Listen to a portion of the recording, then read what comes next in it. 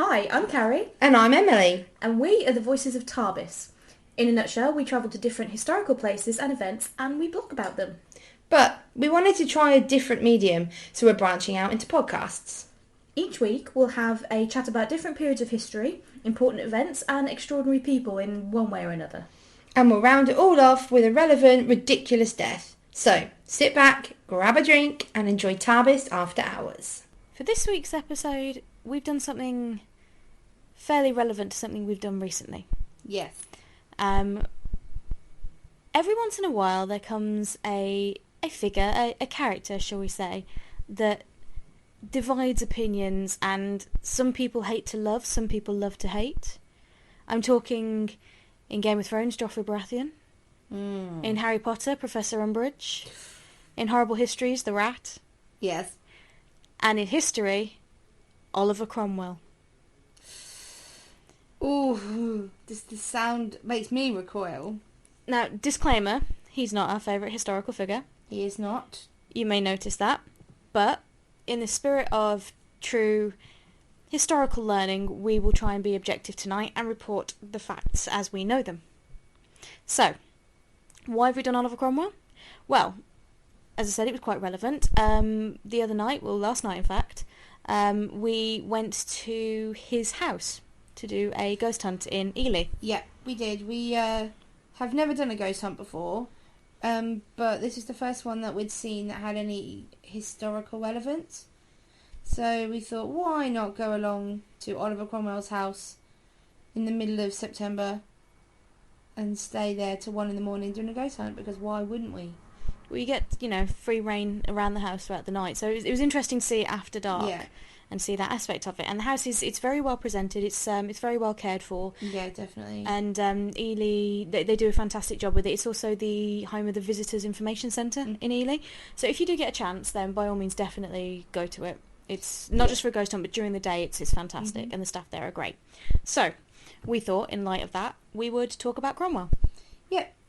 And admittedly, even though we don't particularly like him, we didn't know that much about him, so this has been a learning curve for us. Yeah, I've kind of stayed away from him personally. Obviously, we know about the Civil War, but I guess I'm quite a royalist, so it hasn't really appealed to me to learn about Cromwell.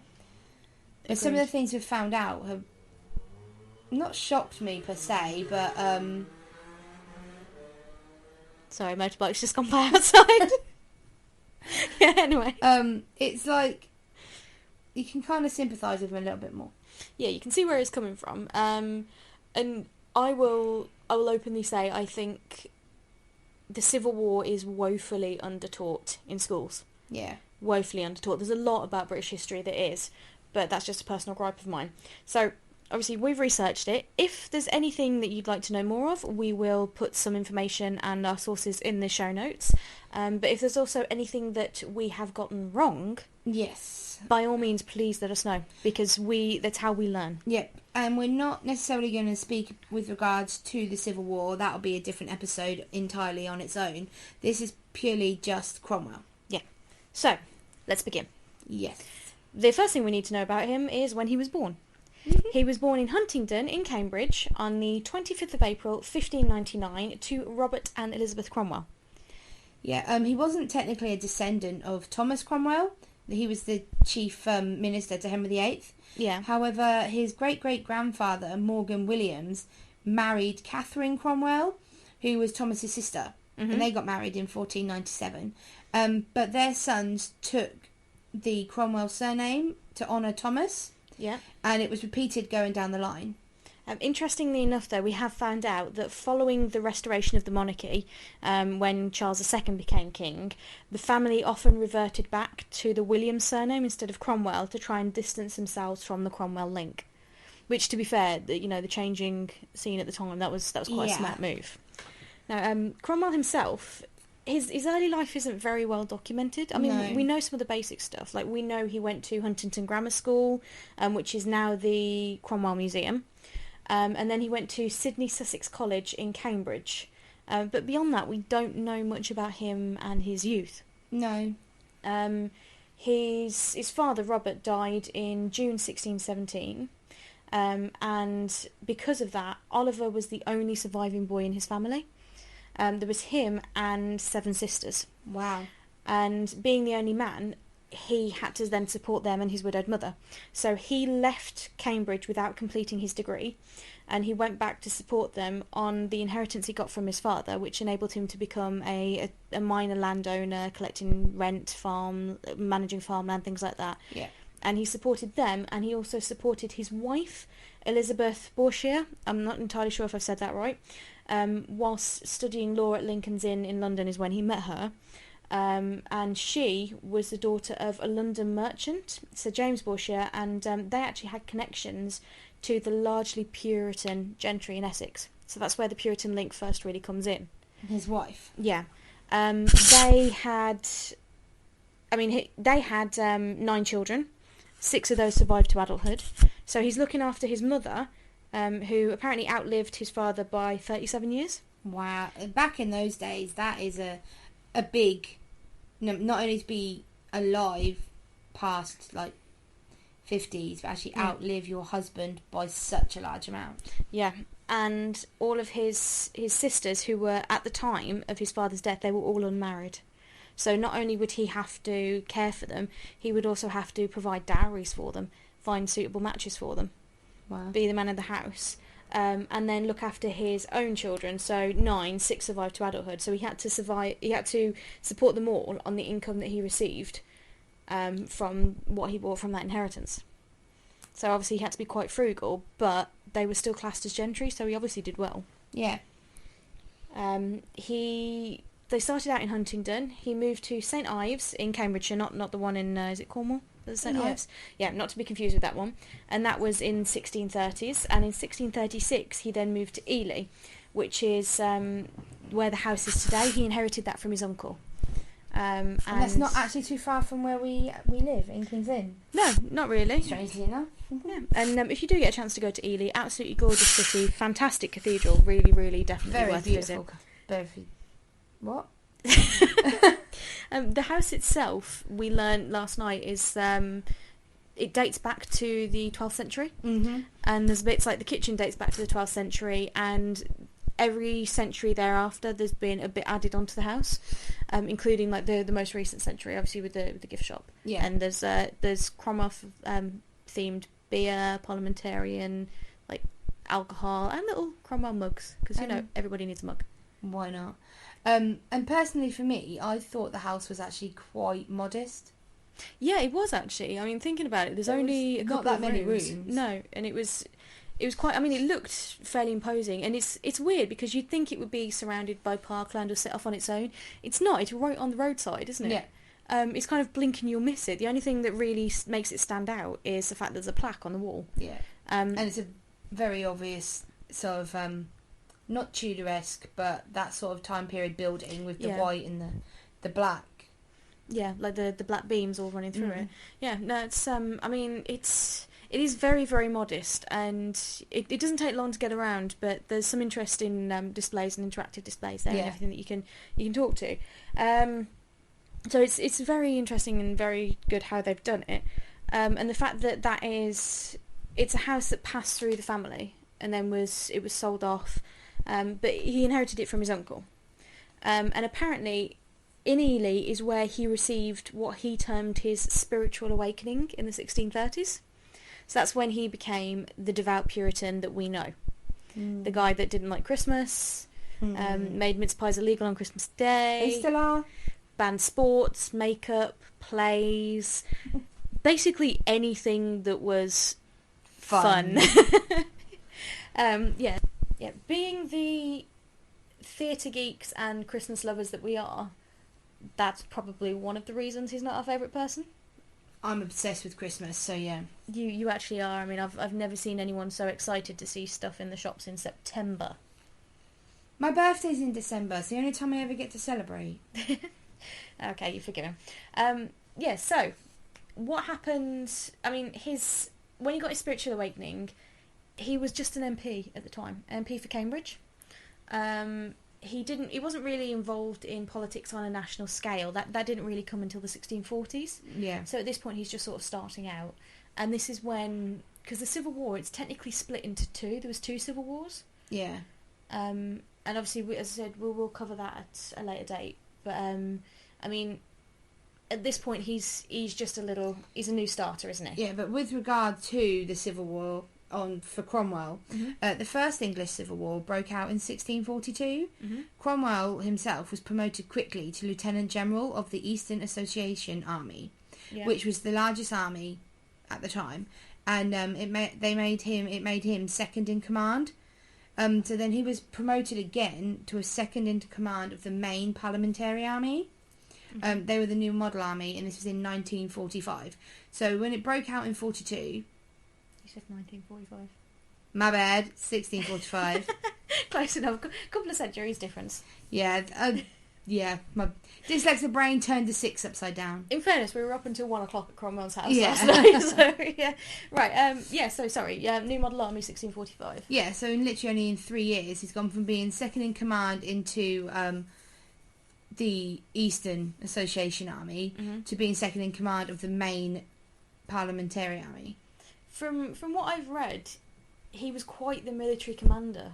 I mean, he was a pretty damn good soldier, to give him his dues. So it's one hell of a promotion. He pretty much skyrocketed, but it's not necessarily surprising. Yeah.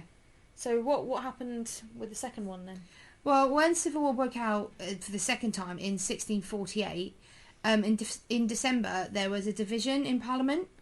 Before the MPs who supported Charles I and the Rump Parliament, which included Cromwell, they felt that only a trial and an execution of Charles I would stop the wars. Yeah.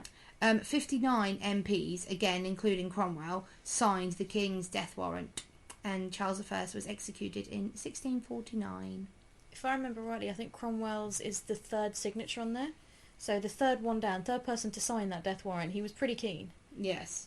I mean, obviously we said we'll cover the Civil War. We'll also cover Charles himself. But I think one of the main bugbears was his idea that he could rule without a parliament. He didn't need the parliament. He dissolved it for 11 years, didn't he? Yeah. And then there was the divine right of kings, where he believed that he had a God-given right to be king. Both him and his father James I believed that. So that was kind of a bugbear, and the fact that it was a Protestant country, these were Puritans in Parliament, and he had a Catholic wife, probably didn't go down well either. Oh no. But I think ever since Henry VIII, there's been a lot of religious in England. That's the best way I can describe it. It's just kind of, it's back and forward. Like a pendulum. The best thing is, I remember watching, disclaimer, watch Horrible Histories, where they have the pendulum swing between Catholicism and Protestantism in England. Yeah. And it's ridiculous in a very short amount of time how many different times England had a different religion. It's dizzying. I mean, you wouldn't know what you were worshipping from one month to the next, would you? All because of Anne Boleyn. If Anne Boleyn had just given it up to Henry, then it'd be fine. But she teased him and was like, no, not until we're married. And then look what's happened. Yeah. Loads and loads of problems and a republic because Henry couldn't keep it in his pants. That should be on a slogan somewhere for England. I'm just going to embroider that on a cushion. Because Henry VIII couldn't keep it in his pants. We do recommend Horrible Histories, by the way. It's not just for kids. We've learnt a lot from it. It's a great show. It is fun. It is fun. And obviously the books by Terry Deary are fantastic as well. Yeah. She says, looking at a box of said books. You know what? You're never too old. Never too old. We digress. Yeah, we digress massively. What then happened is after Charles I, I nearly said Charlie then, that's the name of your hamster. After Charles I was executed, England then became a Commonwealth. And to replace the monarchy, instead of like a monarchy, they had what was called a Council of State. And there was a lot of dissent and royalist support in places like Scotland, obviously, because the Stuarts were Scottish, and in Ireland as well. And Cromwell, being the military commander that he was, he led, I'm going to say successful. Really? he led successful military campaigns in Ireland in 1649 and Scotland in 1650. However, it depends entirely on who you talk to whether they were good or not.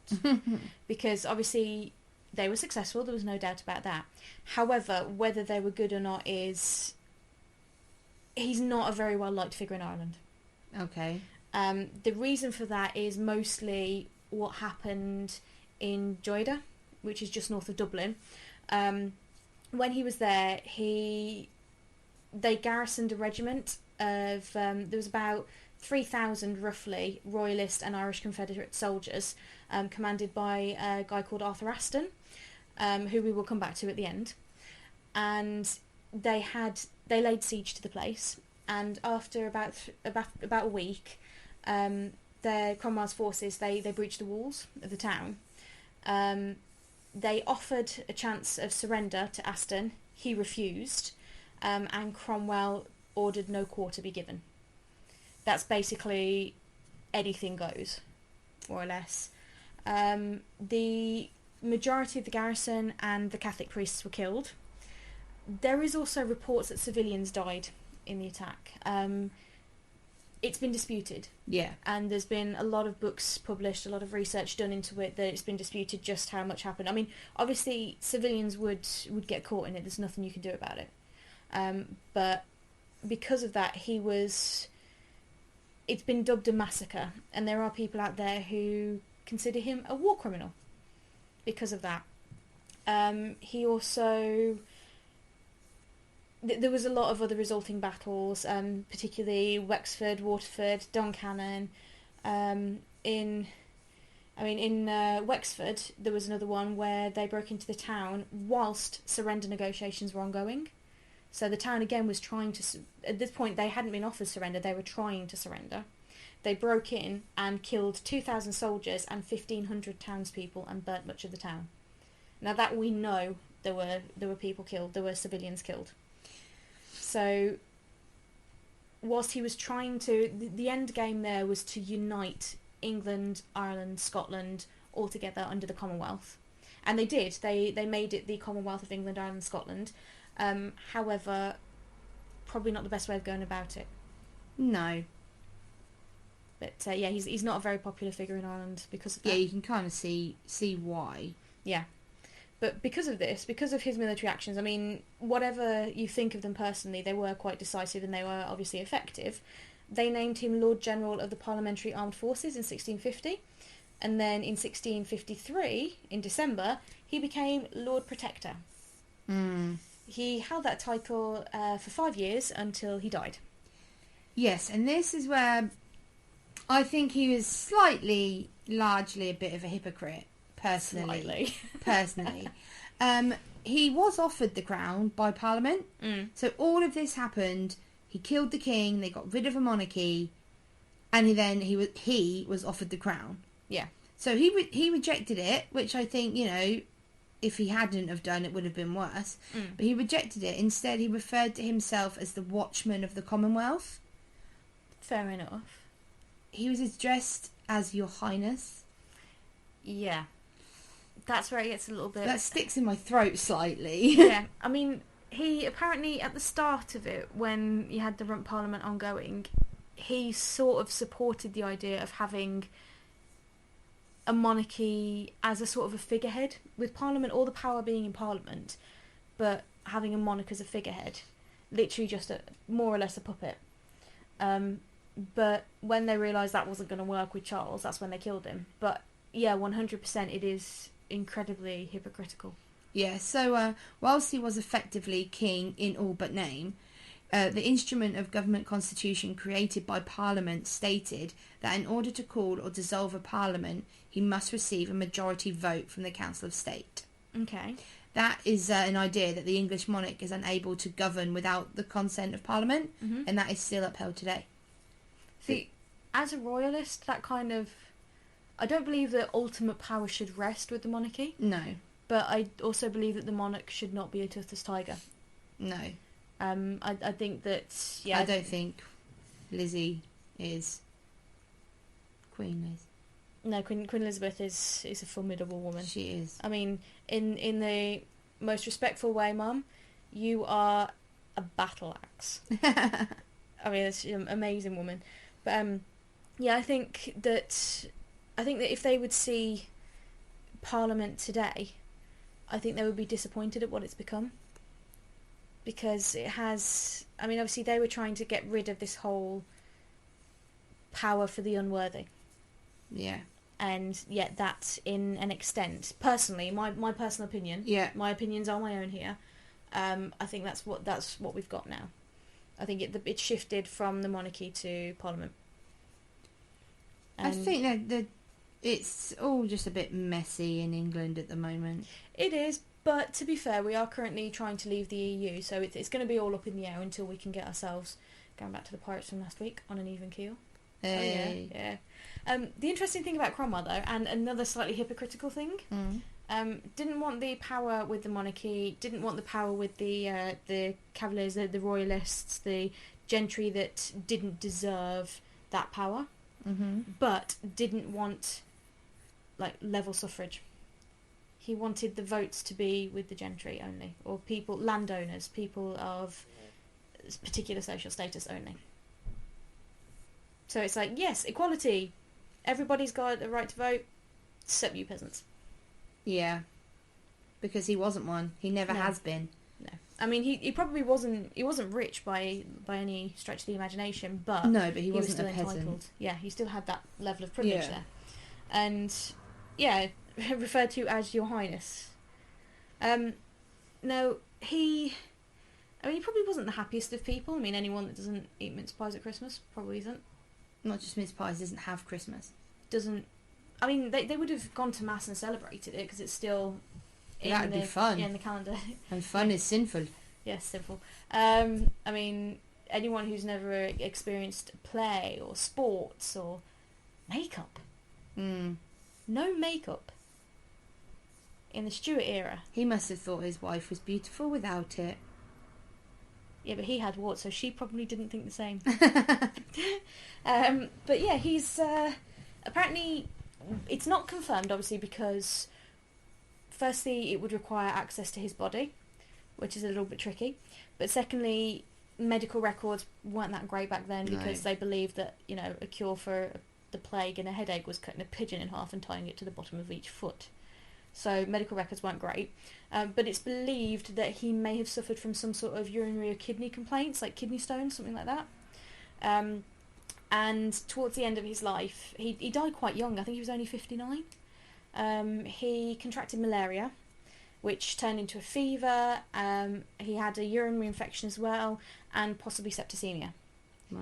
Add to that the fact that this is all in 1658. In August, his daughter Elizabeth, who was believed to be his favourite daughter, she died from what we think might be cancer, and apparently that sent him into a spiral. And his health just declined from there, and then a month later, on Friday 3rd of September, 1658, he passed away. So, no more Oliver Cromwell. Genuinely, that is sad. I don't want to sound sarcastic. Yeah, I mean, you know, he was that racked with grief that his own health just dropped. Yeah. And, I mean, he must have been really ill. He must have been in incredible pain at the end, both emotionally and physically, bless him. So whatever your personal leanings towards him are, that's... Yeah. It's awful. But in his death, he kind of proves even more hypocritical, because he and his daughter, they both received elaborate funerals, although Cromwell's was based on the funeral of King James I. Yeah, based on the man whose son he had killed. Yeah, and he was buried in a new vault in Westminster Abbey in the Henry VII Chapel. So he had a king's funeral buried in a king's chapel in Westminster Abbey, where all the other royals have been buried. Yeah. Mr. I Hate the Royals. His son, or one of his sons, Richard, he succeeded him as Lord Protector. He wasn't very good. He was pretty ineffective, fairly weak, to be honest with you. And he was forced to resign in May 1659. So you're talking about, 9 months, give or take? He was forced to resign, and that was the end of the Protectorate. The Commonwealth, they didn't really have any leadership. They were kind of like a rudderless ship at that point. Parliament was reinstated as it was before the Commonwealth, and they then invited back Charles II, who was the son of Charles I, in 1660, and that was the monarchy restoration. So we were a republic for 11 years. Yep. Tried it, didn't like it, brought back the king. Tried it, got the t-shirt. Yep. So brought back partying. yes, indeed, and happier days. You say theory, happier days. Yeah. One of the very first things that King Charles II did was on the 30th of January 1661, Oliver's body, along with that of John Bradshaw, who was president of the High Court of Justice for the trial of Henry I. All right. Henry I, Charles I, Yeah. and Henry Ireton, Cromwell's son-in-law and general to the Parliament Army during the Civil War. Right. They were their bodies. So you got Oliver's body, John Bradshaw's body, and Henry Ireton's body. Mm-hmm. They were taken from Westminster Abbey, and they were posthumously put on trial for high treason and executed In again inverted commas. in inverted commas because they were already dead. And it was symbolically coincided with the 12th anniversary of the execution of Charles I. So it's kind of like revenge for Charles II after a fashion, with someone he couldn't really get revenge on. Yeah, and so then the three bodies were hung from the gallows at Tyburn in chains before being beheaded at sunset. They were then thrown in a common grave, and their heads were displayed on 20-foot spikes at Westminster Hall, where they stayed until a storm broke them in 1685, throwing their heads to the ground below. So that was in 1661, and their heads remained on a spike until 1685. So that's like, what, 24 years? 24 years. So I'm assuming they would have either been, because at that point they would have been pretty mouldy and manky anyway. Yeah, they 'cause would have been yeah. skulls by that point, because they would have been eaten by birds and stuff. Yeah, no, I mean, when they got them out the ground, so they Oh, were yeah, already when they got buried them out for the like, ground, yeah. I mean, they were entombed and embalmed, so they probably would have been a bit better preserved than, say, a normal coffin in the ground. But that's still nearly 2 years. Mm-hmm. And then they probably would have been tarred to preserve them as much as possible. But yeah, as you say, birds, I mean, okay, and just imagine walking underneath or walking along Westminster Hall and then splat Cromwell's skull on the floor. Yeah. Yeah. Charles II really did not like Cromwell, and obviously wanted to, I guess, humiliate him, because that's quite a harsh thing to do, and he's already been dead for 3-4 years. Yeah. They give him a trial, Yeah. they find him guilty of treason, they then execute him. They execute a dead person. I mean, I don't agree with it. I can see why he did it. Because obviously he would want to get his revenge on a personal level, because it was his dad. Yeah. And he was fairly young when it happened, wasn't he? Mm. So he lost his dad, and then he had to fight to get back what technically by rights was his. Yeah. And it was quite a bloody battle, because weren't we reading that he was engaged in battle at one point when he was 11? Yep. I mean, that's you know, In the Battle of Edge Hill. yeah, you don't think about things like that. So in this day and age, but you know, he was a child soldier because of Cromwell and Cromwell's people. So he would have been angry, but also he would have had to have made a statement. Yeah. In that this does not go unpunished. Parliament don't get any ideas. Yeah, I think he wanted to assert some authority, Yeah. definitely. I mean, he would have had to have made concessions when they brought him back, so Parliament would still have some power. Yeah. But I think he wanted to make it clear. I mean, he could have technically executed Cromwell's son Richard. Technically.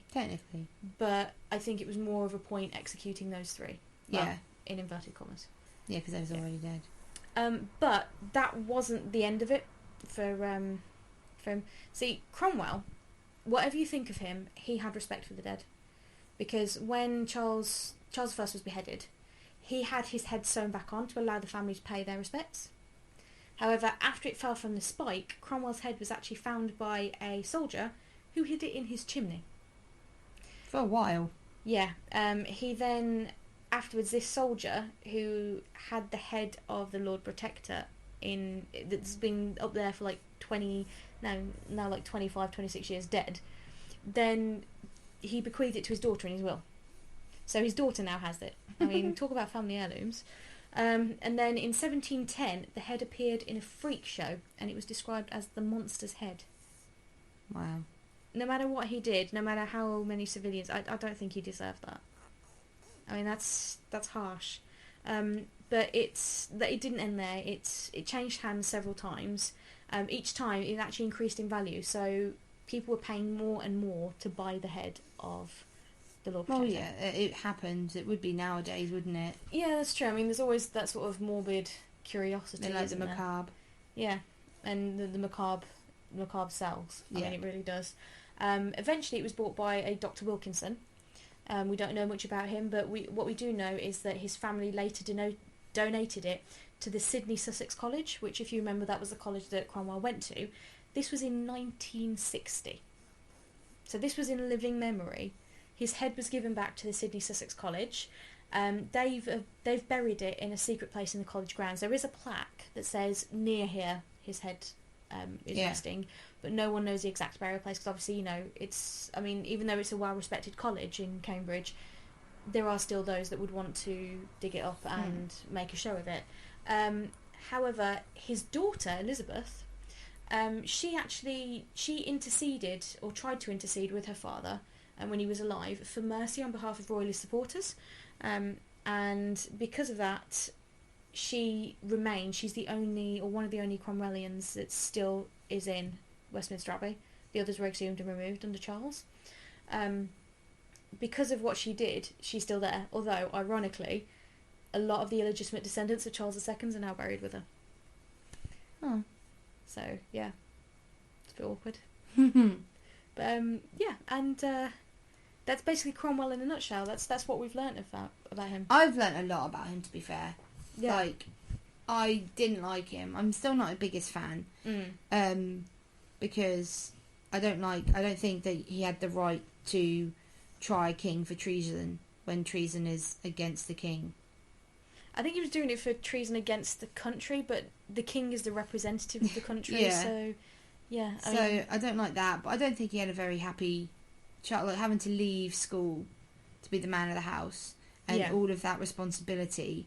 And then his wife, we don't know how much he was swayed and not brainwashed per se, but massively into the Puritan side of religion through his wife and his wife's family. Yeah, so a lot of cousins, wasn't it? Yeah, so I have a bit more sympathy and understanding for him, but I still get it's a bit thick in the back of my throat. I think it's set a very dangerous precedent, killing a king, because the king was supposed to be untouchable. You were supposed to have that monarchy there. He was set up on another level, and whilst that much power shouldn't rest with one person, you still need that figurehead to keep the masses in check, because peasants will revolt because peasants are revolting. Sorry, I couldn't help that. But yeah, I think it's mostly the hypocrisy of some of the stuff that he did that sticks with me. Yeah. But here's an interesting fact for you. Okay. In 1940, did you know that Cromwell was used as a code word to warn of imminent German invasion? Oh, really? Yeah. And apparently Sir Winston Churchill tried to get the monarchy to approve of the naming of the HMS Oliver Cromwell. All right. Oddly enough, it didn't get royal approval. Shocking. Can't think why. Go on, George V, you can do this. So yeah, it was. He's an interesting figure. He's still an enigma. I think there's still more that we can learn about him, and I think it's inspired me to read up more, especially about his military work, because I do admire a good military man, a good commander. So I'd be intrigued to learn more about him. He's not going to be. We will never call him a babe. He's not a historical babe. Sorry, Oliver. No. But no. I mean, you're an interesting guy, warts and all, but you don't quite rank. Yeah, warts and all. See what I did there? Look what you did. Right. We normally try to do, aside from the Battle of Britain 1, obviously because it was a bit of a poignant one anyway. Yeah. We've tried to do a ridiculous death. Yes, and I have a ridiculous death for you, but also a kind of ridiculous survival to go with the Battle of Britain one. So we've got one of each. Yeah. So the ridiculous survival is a game of hide and seek champion. Oh right, okay. Yeah. So Charles I's son the future King James II, so another one of Charles I's sons. He was imprisoned at St James's Palace along with his siblings following the arrest of his father. Right. His eventual escape from the palace, however, was facilitated by a game of hide and seek. Oh. Yeah, James was so adept at the game that it once took half an hour to find him. Oh, that's cool. And people saw that he was good, and obviously it was known. So if you played a game of hide and seek, it wouldn't have been suspicious. But on the 20th of April, 1648, it was used as a cover to sneak him out of the palace grounds and down the river. He was dressed in woman's clothes, and he escaped London to stay at The Hague with his sister, the Princess of Orange. Oh, that's clever. Yeah. That's a really good way of doing it. So they played a giant game of hide and seek, and he escaped. I mean, later on, when he became King James II and William, Duke of Orange, actually invaded, that was a major game of hide and seek that led to him never taking the throne again. But that's a story for another time. Yes. So, now on to the death. Okay, I'm not sure how much I agree with it, but on the website I've got it. It's entitled "Stop Hitting Yourself." I shouldn't laugh. I mean, it must have been a horrific thing for this guy to go through, but still. Definitely. So during the Second English Civil War, there was a guy, Sir Arthur Aston. Yeah, he's the one that was the royalist commander at Drogheda. Yes. He met with a particular gruesome fate. Oh. When the town was captured on the 11th of September 1649, Parliament forces beat him to death. What you might not know about Sir Arthur Aston is that he had a wooden leg. I think I know where you're going with this. Yeah, they beat him to death with his own wooden leg. Oh. So not only did they beat him to death, they took his wooden leg so he couldn't exactly run away. They took his wooden leg and then beat him to death with it. Oh no. It's not necessary. It's not a funny death at all. But that is just. I'm sorry. It's ridiculous. It's ridiculous. All I've got in my head right now is a sketch from Monty Python and the Holy Grail. It's just a scratch. It's just a scratch. Your legs come off. It's just a scratch. Oh God. Sorry. Yeah. That's very irreverent. So yeah, bless him. So our ridiculous death goes to Sir Arthur Aston this evening for being beaten to death with his own wooden leg. And I shall never complain about a splinter again. Right. Until next week. We'll speak to you next Tuesday. Yep. Good night from Tarbis After Hours. Bye.